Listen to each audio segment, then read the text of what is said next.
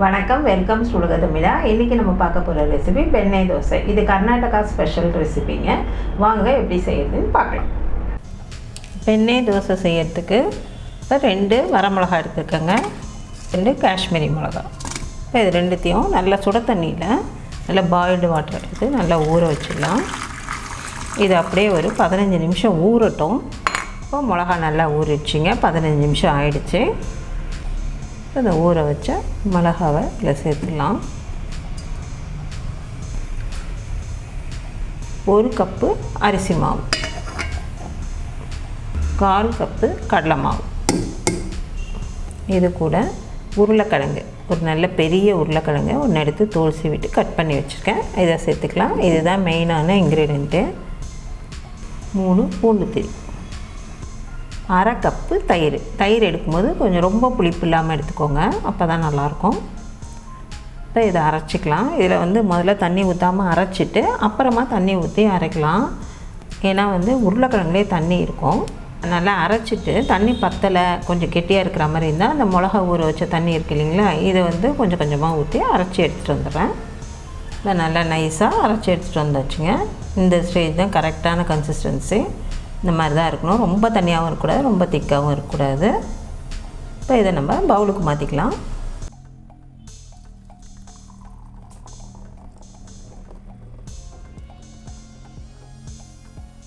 இப்போ இதுக்கு தேவையான உப்பு.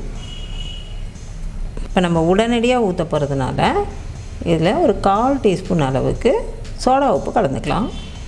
அப்போ நல்லா சாஃப்டாக இருக்கும். இதை நல்லா கலந்துக்கலாம்.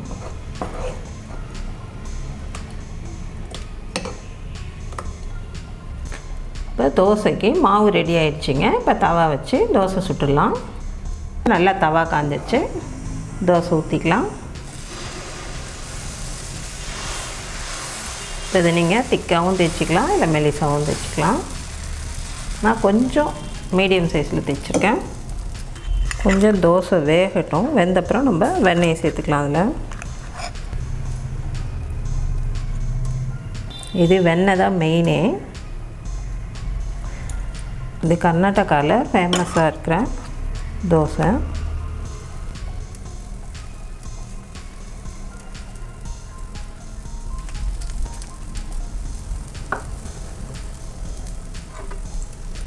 இப்போ ஒரு பக்கம் நல்லா செவந்துருச்சு, திருப்பி போட்டுக்கலாம்.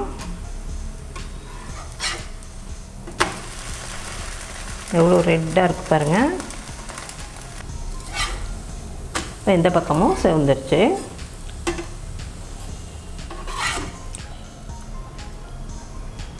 இப்போ அடுத்த தோசை ஊற்றிக்கலாங்க. அடுத்த தோசை கொஞ்சம் மெல்லிசாக ஊற்றலாம்.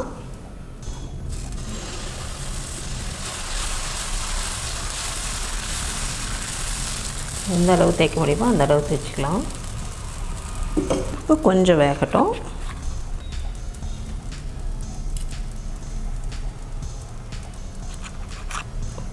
வெண்ணெய் எந்த அளவுக்கு போடுறோமோ அந்த அளவு உங்களுக்கு நல்லா செவப்பாக நல்லா ரோஸ்ட்டாகவும் வரும், அதே சமயம் நல்லா டேஸ்ட்டாகவும் இருக்குங்க.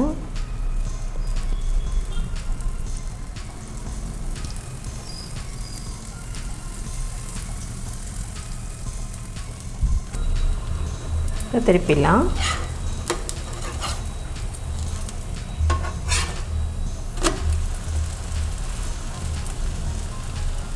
இந்த பக்கமும் நல்லா செவந்துட்டுங்க. இந்த பக்கமும் நல்லா செவந்துருச்சு.